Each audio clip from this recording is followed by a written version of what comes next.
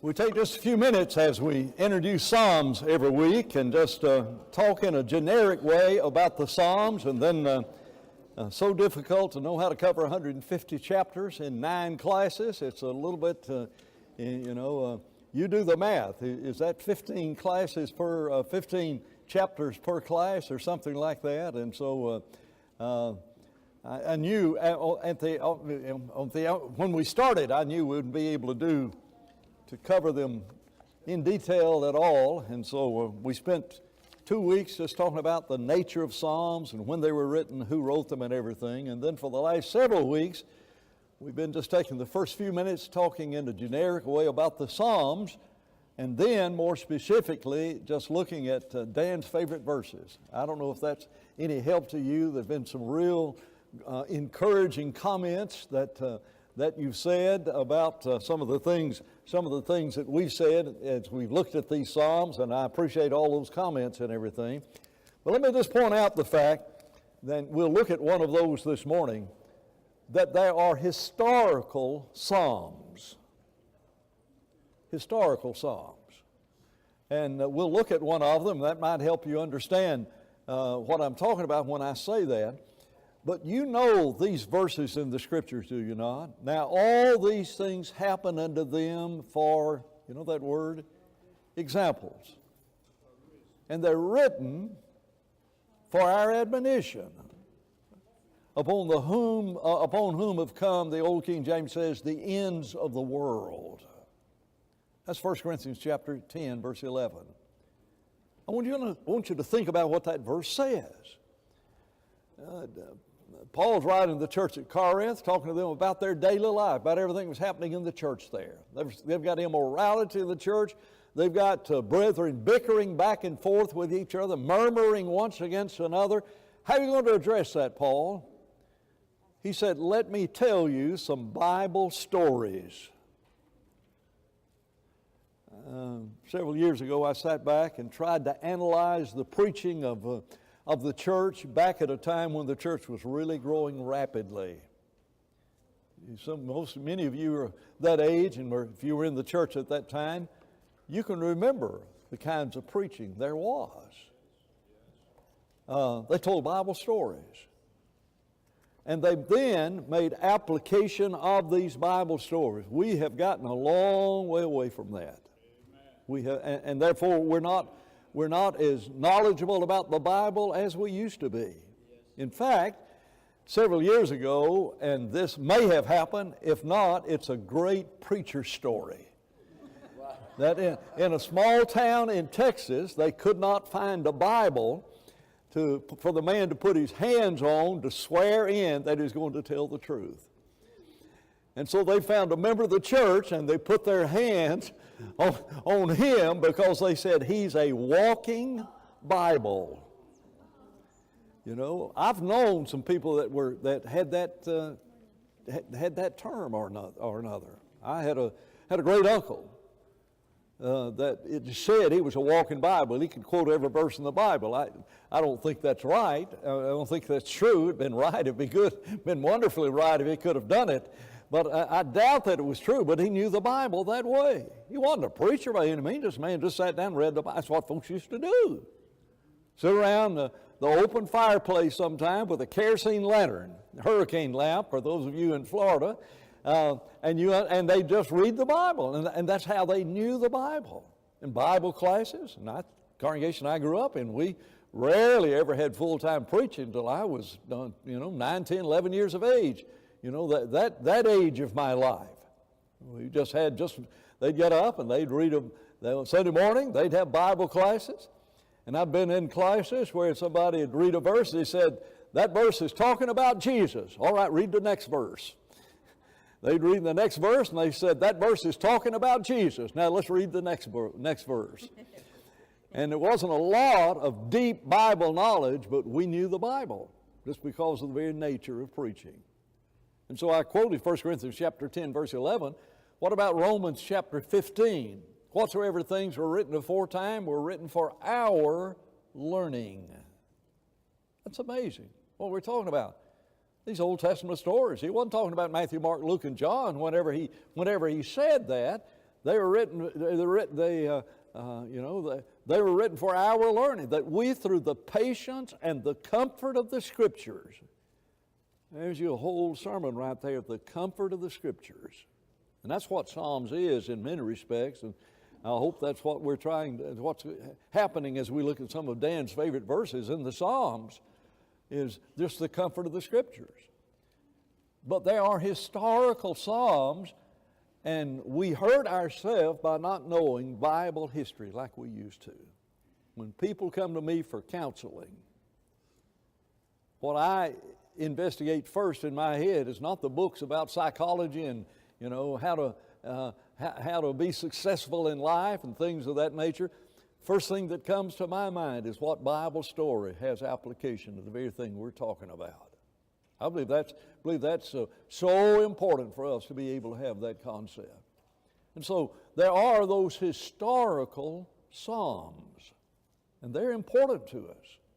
And we'll be looking, at some of those Psalms. In fact, there are about maybe 3 Psalms that are almost entirely historical, and we'll see that as we look at the Psalms. I wanted to get to chapter 71, 72, whatever that verse is. That now I'm an old man, let me live a little bit longer so I can tell the next generation about you. But I want us to back up. We got through Psalm 70. I want us to back up a little bit and look at some of the verses we didn't have time to look at last week. I want us to look, first of all, at a verse that has really, really helped me, particularly,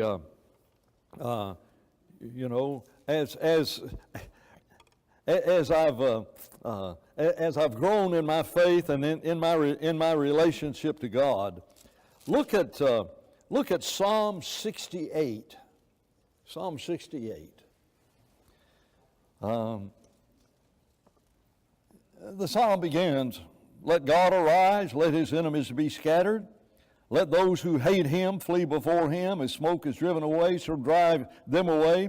As wax melts before the fire, so let the wicked perish at the presence of God. Let the righteous be glad. Yea, let them rejoice before God. Yea, let them rejoice exceedingly." We need to understand that whenever we see people reaping what they sow, there ought to be a degree of satisfaction in relationship to that. I think that's what this verse is all about.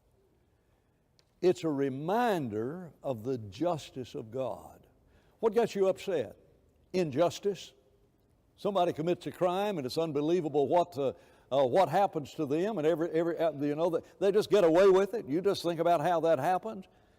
But when there is justice, there is a degree of joy that comes from knowing that God is faithful, that God is not mocked. Whatever a man sows, that shall he also reap. Now, when I see that happen, what ought to be my response? Well, I sure am sorry for them. Well, I'm sorry that they're hurting, but is this verse in the Bible? They've made their bed, let them sleep in it. I don't think that verse is in the Bible. But isn't that a truth? He got just what was coming to him.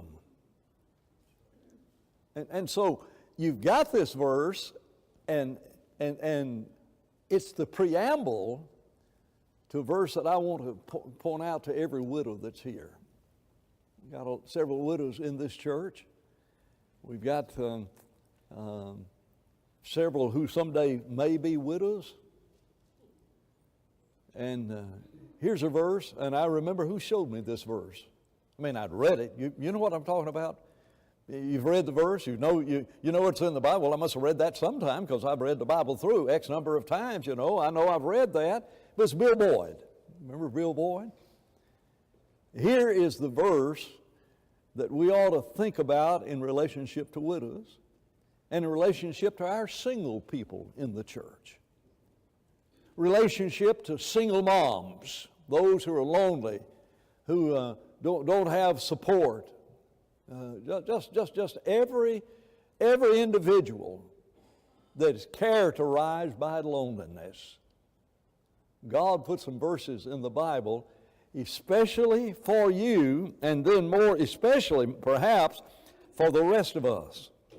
Sing to God, verse 4, 68:4. Sing to God, sing praises to His name, extol Him who rises on the cloud by His name Yah, that's Yahweh, Jehovah, by His name Jehovah, and rejoice before Him. Here is what He is. God is a father of the fatherless and a defender of widows. That God is God in His holy habitations. Widows, you need to hear these verses. God is a defender of the widows in His holy habitations. I know you may sit and feel like you're all by yourself, divorced and everything, and you just wish there's somebody in your life. You're that young lady who, the time she was 21, 22 years of age, she says, I'm 2/3 married. I picked out the preacher, I picked out the ring, all I need to do is find the man, and so it doesn't happen. And we've seen that happen. I've known of it happening in this church. Just can't find anybody. It does life circumstances, and then there are those widows.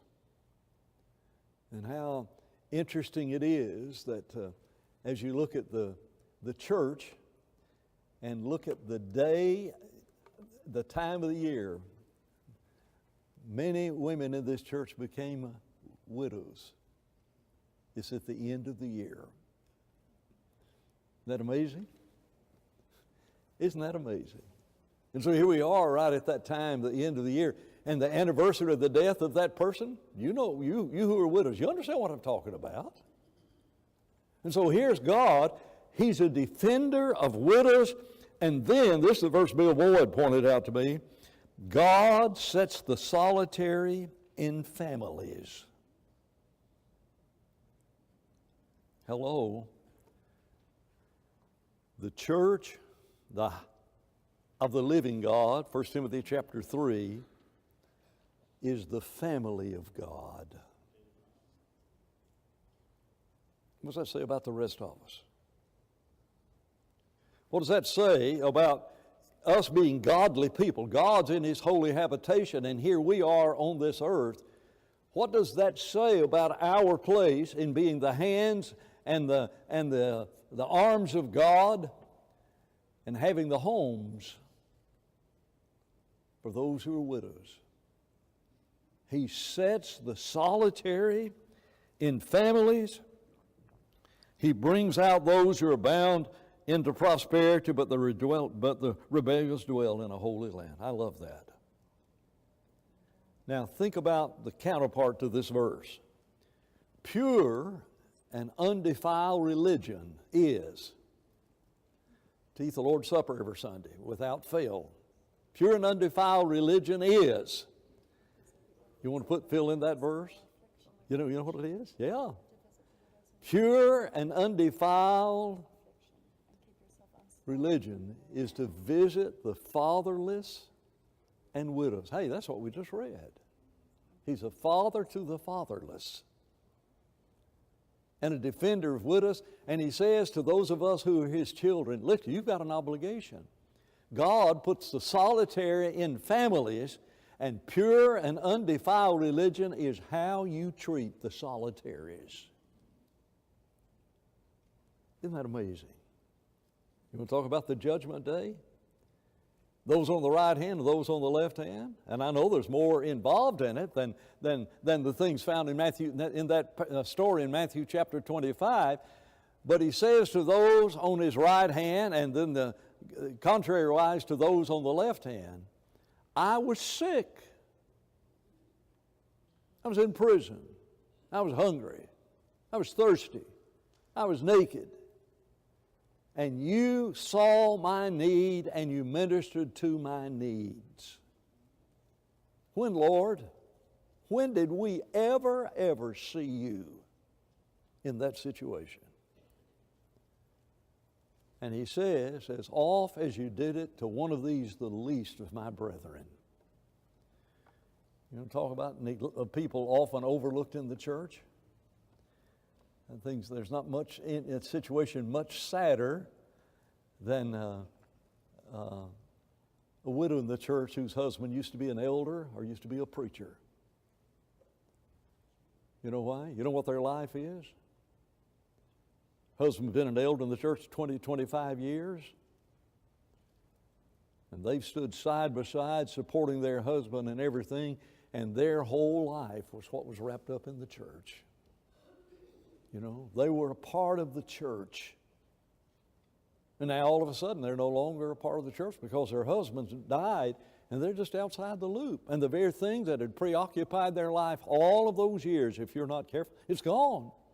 Same thing about a preacher's wife. You know, think about the importance of a preacher's wife. I believe the making of every every good and godly preacher that I have known has been his wife. I can hardly think of a single exception about this. And she's so involved in the church, and she's seen her husband throughout all of the trials that she's had and everything, and now all of a sudden her life is ended because her husband's died. But that's not just true of elder's wife and preacher's wife.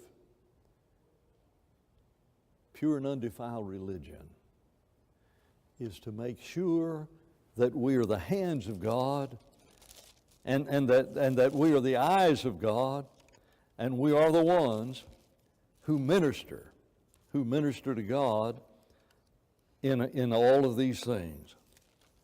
Seems like I looked at another verse or two here, but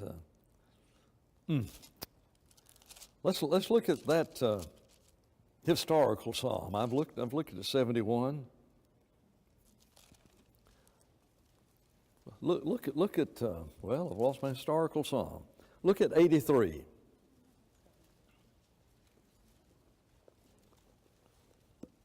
Here's one of those historical psalms.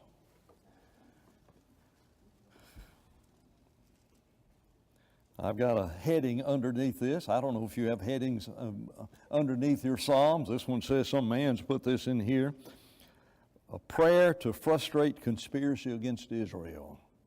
If we're the Israel of God, pray this prayer. Do not keep silent, O God. Do not hold your peace. Do not be still. For behold, your enemies make a tumult, and those who hate you have lifted up their heads. They've taken crafty counsel against your people and consulted together against your sheltered ones. They've said, come, and let us cut them off from being a nation, that the name of Israel may be remembered no more. They have consulted together with one consent. They've formed a conspiracy against you, the tents of Edom, the Ishmaelites, the Moabites, the Hagrites, Gebal, Ammon, Amalek, the Philistines with the inhabitants of Tyre. Assyria has joined with them. They have helped the children of Lot. That's Moab and Ammon. And the word Selah likely means pause. Think about it. And that's about where we stop. When the adversity, when troubles surround us and we arrive at this point and there's just not a lot of good things happening in the life of us, we're pretty good at talking about what's happening. But then listen to how the psalmist deals with them. Deal with them as with Midian, as with Sisera. Who's Sisera?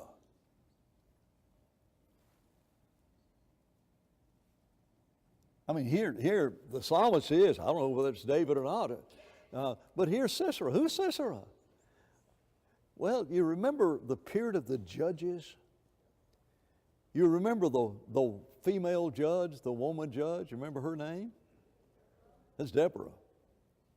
You remember who helped her to destroy the enemy against God?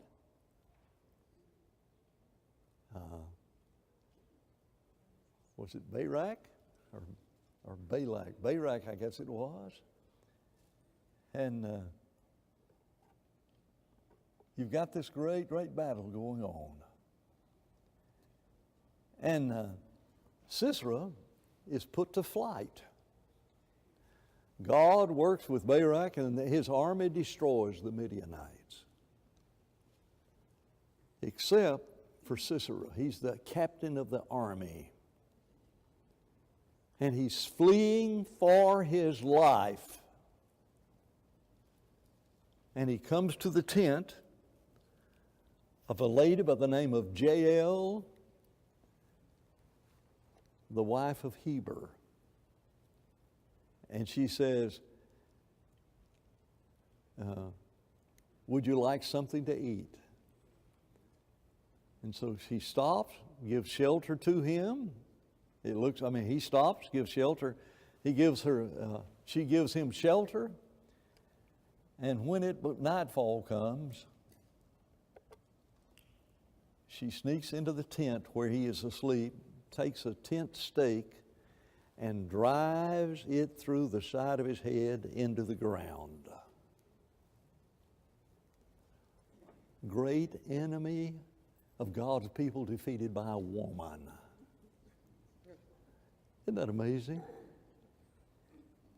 Now there's a sequel to that story. And that is, the next night, Jael said to Heber, honey, you want something to eat before you go to bed? That's not in the Bible, but when I become and read those Bible stories, I think about how that had to impact their marriage. I mean, he looked, I'll guarantee you he looked at that woman differently from though he looked at her 2 days before and everything. But God says, wait a minute, you need to know that story. But if Israel needed to know that story, don't we? Deliverance arises not from the obvious place.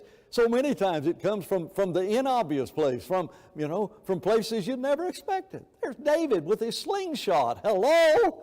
What are you going to do? That's that giant over there. And here's this little shepherd boy comes out there, and before long he's got Goliath's sword, and he's chopping the head off of Goliath.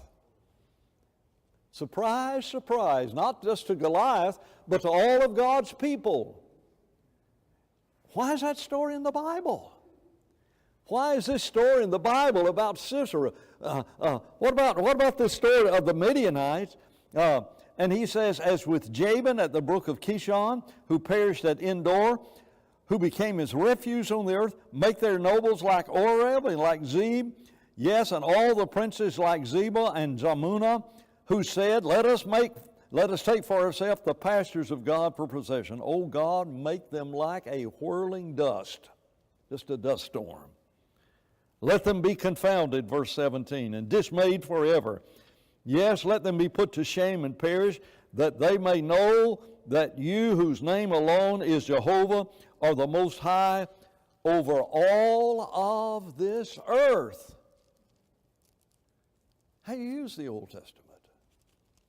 What are these stories in the Bible all about? And so, we listen to Dan preach, Josh preach, or David preach, and all of a sudden we're telling a story, and we ought to listen like that's like the first time we ever heard it. If you want Bible stories to come alive, listen to it like you've never heard it, and it'll change who you are when you're trying to read the Bible through. When you're studying this, just read it like you've never, ever, ever, ever heard it. I love to tell the stories, for the old story, for those who know it best. The rest of that phrase, Betty Sanders about ready to mouth it, seem hungering and thirsting to hear it like the rest. I've watched older preachers back when I was a younger preacher, and some younger guy would be up preaching, and I'd watch Brother Camp, Brother Nichols, some of those older preachers, and they're sitting there just like this, listening as hard as they can. And I thought, You know 10 times more about that story than that young guy up there. Seem hungering and thirsting to hear it like the rest. That's why these historical psalms are in the Bible. Look at Psalms 90. We may go back and look at another historical psalm in just a minute. Look at Psalms 90. Lord, you have been our dwelling place. Is that right? Are those just words? Or are these words that you can, you are my habitation, dwelling place in all generations. Before the mountains were brought forth, or ever you formed the earth and the world, even from everlasting to everlasting, you are God. You have that concept of God? What was there before there was the first day of creation? How far back can you go? Before Genesis 1, how far back do you go that direction? Forever. Infinite. When this world is no more and there's no longer a sun to make us have 24-hour days, what's going to be? Eternity. From everlasting to everlasting, you're God.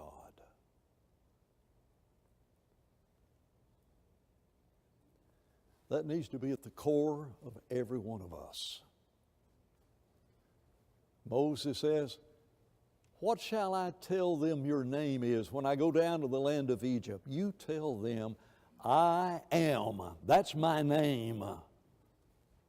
The I am. I am that I am. I am who I am. I am what I am. I am. And so here's this eternity, and the I am is there. And now here we are in this period of time from that eternity reaching over to this other eternity. And guess who's right here? The God that we read about here in the Bible, the Old Testament and the New Testament, is the same God that was back there, gracious and loving and kind and powerful and almighty, and every aspect of the eternal God. We see it in the miracles of God, those special times in the Bible. We see His providence in the lives of all of those individuals, and that's that same God. And when the world is no more and we're over in eternity, you're worried about starving to death in heaven? Isn't that amazing? Then why do we worry about things that are right here? From everlasting to everlasting, you are God. I think that is really, really a good psalm. I think it is one that will really help us. But can I show you another verse? Starting in verse 7. We have been consumed by your anger. That's His nature. And by your wrath we are terrified. You have set our iniquities before you, our secret sins in the light of your countenance. For all our days have passed away in your wrath. We finish our years as a sigh. And then this verse. The days of our years are 70 years. How close are you to that number? Isn't that amazing? Now, if that's true, you know what middle age is? If the days of our years are 70, the old King James says, what's middle age? What's middle age to us? 65. Isn't that about right? Are you 65 and feel like you're middle age? You understand what I'm talking about? Now, if you're 75, you've got enough problems in your body that you may not feel like you're middle aged. But honestly, somebody in their 50s, mid-50s, they're middle age. No, they're not. You're middle age at 35.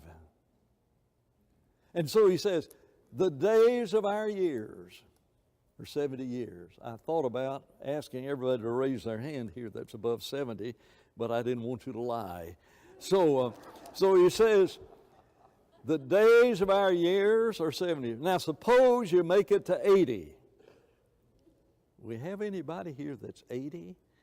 Don't raise your hand, but I think I know one or two, and I know one that's mighty close to it. If by reason of strength they are 80 years,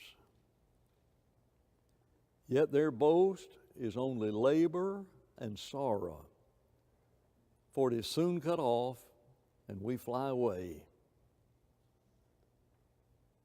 That's it, folks. How close is the end? God said, and we use that expression, you're living on what kind of time? Really? Do we really think that? I'm pretty healthy for 70. I'm not pretty, but I'm healthy for 70, You understand? I'm doing pretty good. I feel good. For my age, I really, really feel good. Okay. What are the days of your years? 70. And if you make it to 80, what's that? Pain and Sorrow. Was that song on Hee Haw? And where on earth did that come into my head, Pain and Sorrow. I don't know if they sang a song years ago on that old TV. Some of you remember what I'm talking about, okay? The widow said had 3 men in her life. Ben and I've got Charlie, Ben, and Arthur. Somebody said, really? Yeah, Charlie Horse, Ben Gay, and arthritis. I've got these 3 men. Isn't that the 80s? I mean, you understand what I'm talking about? And yet we live our lives as though I'm going to do that tomorrow. Why take ye thought for the tomorrow? Saying, what shall we eat or what shall we drink? That's the thing the pagans seek. Woe to you that say, today or tomorrow we'll go into the city and buy and get gain. Woe to you. Why? You do not know what will be on the morrow. That's an amazing verse. And so he says, and by reason of strength, yet their boast. Now look at verse 12. Teach us to number our days. Number our days that we may gain a heart of wisdom. We've got to understand the brevity of life. And who was that little boy that said, I think the reason my grandma was reading the Bible so much is she knows the final test is coming and she's cramming right before the final test. And maybe we all ought to be cramming some more just right before the final test. Go back to Psalm 68.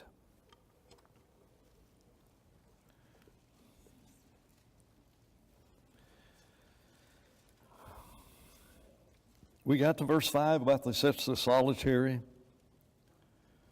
Verse 7 says, O God, when you went out before your people, when you march through the wilderness. Selah.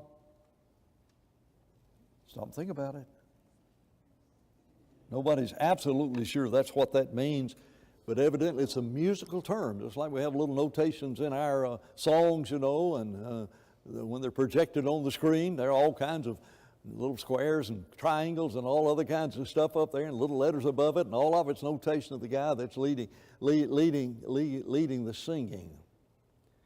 And some people, and the consensus, almost the consensus is that Selah just says, when you're singing this psalm, just stop the choir Let everybody think about what you just said. You were the God in the wilderness. Now, to the Jew, what wilderness is that? It's the one that just got through the Red Sea.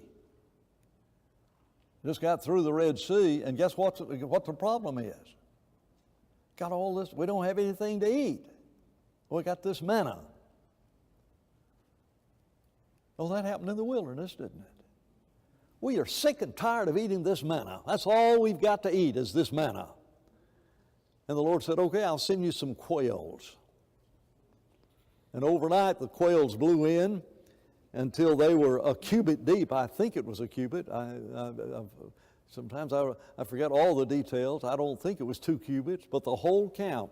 Now you think about 6 million people, if there were that many, how many quails that is. 18 inches of quails around an encampment where there were 1.5 million to 6 million people. That's a lot of quail. And that's a lot of them. And so the Bible says, and they ate them. And I remember as a young preacher trying to be exuberant and mixing up what my mama had said when I was growing up and mixing up what God had said, which is really important. I said, and the Bible said they ate those quails till they ran out their ears.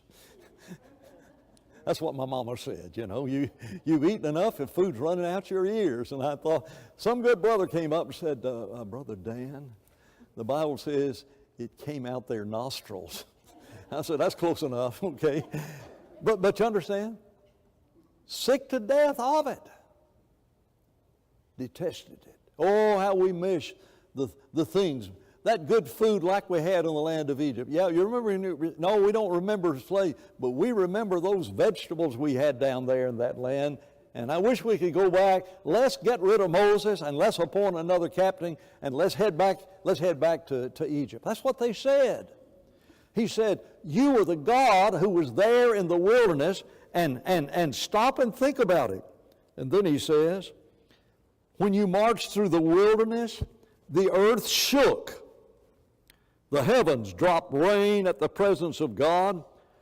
Mount Sinai itself was moved at the presence of God, the God of Israel. You, Lord, sent a plentiful rain, whereby you confirmed your inheritance. When it was weary, your congregation dwelt in it. You, our God, provided from your goodness for the poor. The Lord gave the word. Great was the company of those who proclaim it. Kings of armies flee, they flee. Yes, she who remains at home divides your spoils. Though you lie down among the sheepfolds, you'll be like the wings of a dove covered with silver and their feathers with yellow gold. When the Almighty scattered kings in it, it was white like the snow of Zalmon. A mountain of God is the mountain of Bashan. A mountain of many peaks are the mounts of Bashan. Why do you fume with envy, you mountains of many peaks? This is the mountain which the Lord desires to dwell in. The Lord will dwell in it forever. Bashan's those mountains where the enemy was found. Why on earth, Israel, would you covet the mountains of Bashan when you have Mount Zion? When you've got Mount Sinai? When you've got the Mount of Olives? And figuratively, when you've got the Mount of Golgotha.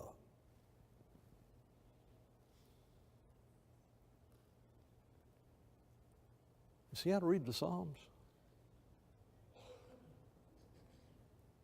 And I think it's so important for us to learn how to use this book. It's the one time in the Bible where you see the heart and soul of Bible heroes. There are glimpses that you see sometimes in solitary stories. But the glimpses you see oftentimes are just our reflections on the actions of that person. Let's see if I can illustrate that, running out of time. Met a brother who obeyed the gospel in Germany when Otis Gateway, at the end of the Second World War, sent missionaries right in the heart of Germany, Frankfurt, Germany. Their life was almost in danger. I mean, the war was just over. And missionaries were sent into that land. And met a man who knew the missionaries. His name was Otis Gatewood. I met this man in New Zealand. How'd you come into the church? He said, well, I needed some shoes. And I knew down there at the church, American Brethren had sent a lot of goods over there for the church in Frankfurt to distribute. I mean, we were destitute. And he got down there, and this American missionary was there, and he said, I need some shoes. I'm barefooted. He said, well, we got these shoes over here in this room. Come, let's see what we can find. And there wasn't a single pair of shoes in there that'd fit him. And he said, that American said to me, what size shoes you got? And when he told Brother Gatewood took his shoes off and gave them to Hans.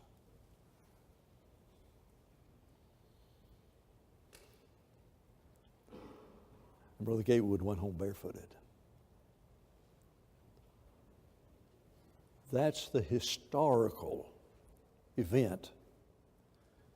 And if we'll read the Bible slow enough, we will be able, if we learn the details of these stories, we will be able to think about, I really wish I had known Otis Gatewood.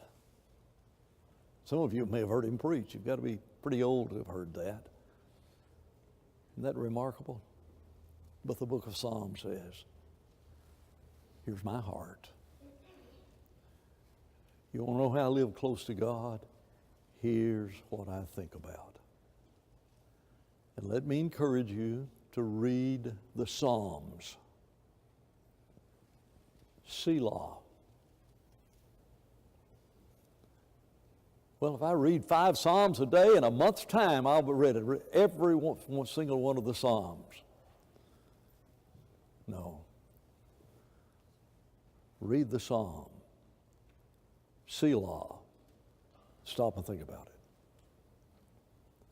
Thank you so much for what you've listened today. We'll take up here next week.